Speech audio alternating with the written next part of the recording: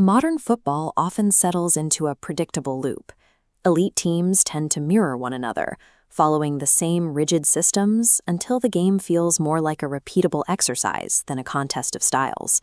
Every so often, the schedule provides a break, a clash that pits two diametrically opposed ways of moving the ball against one another. For Colombia, football is a cultural demand for artistry. You see it in the stands. They prioritize rhythm and creative movement over simple efficiency. DR Congo meets that artistry with pure intensity. Their game is built on physical pressure and a refusal to be intimidated by a polished opponent. This match serves as a test of endurance for both ideologies. We're about to see if technical skill can maintain its composure when faced with a wave of raw athletic aggression. Colombia enters with the weight of historical success. Their presence behind the Copa America banner represents decades of experience on the global stage. DR Congo operates away from that global spotlight, but they have spent years competing in the condensed, physical environment of African international football, where the margin for error is non-existent. This forces a collision between Colombia's tournament-tested composure and the high-energy, direct approach that DR Congo uses to disrupt established favorites. Colombia's path to victory starts with the ball.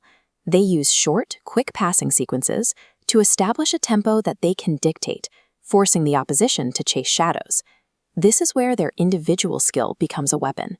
These players use their vision to spot small gaps in a defensive line that other teams would simply miss, turning a stagnant possession into a scoring chance. As this diagram shows, the goal is to pin the opponent deep. By keeping the ball in the attacking third, Colombia suffocates the defense and waits for the inevitable lapse in concentration. Dictating the pace is a requirement for Colombia. If they lose that grip on the ball, they lose the ability to protect their own defensive line.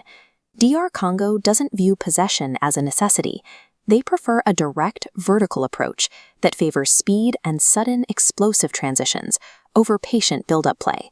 Look at how they engage. Their midfielders and forwards use their size and pace to physically displace technical players, turning a 50-50 ball into a possession for themselves through sheer force. Their strategy is visible in this movement. They invite pressure, wait for the ball to change hands, and then use a two-man sprint to cover 80 yards of the pitch before the defense can even turn around. They don't need 90 minutes of dominance. They only need a few seconds of disorganization to change the score. The winner of this match will be decided in the transition zones, the middle third of the pitch where the ball changes hands. Colombia has to navigate this central block to find their rhythm. For DR Congo, this zone is their trap. They wait for a single misplaced pass, highlighted here, and instantly spring forward, bypassing the midfield entirely. The outcome depends on who owns this space. If Colombia passes through it, they control the game. If DR Congo wins the ball there, they trigger a counterattack that Colombia may not be able to stop. You can tell who is winning by looking at the geometry of the game. If Colombia is surrounding the penalty box in a patient siege, their plan is working.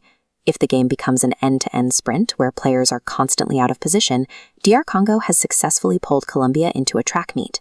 On paper, Colombia's technical history makes them the favorite, but historical data doesn't stop a player who is faster and stronger from taking the ball by force. This is a scenario where raw physical attributes can negate a decade of tactical planning in a single moment. It is the elegance of a South American system facing the high-speed impact of African power. We're about to see if the creative machine can survive the physical pressure, or if a more direct approach will simply shatter the system. Two styles, one pitch. The battle is about to begin.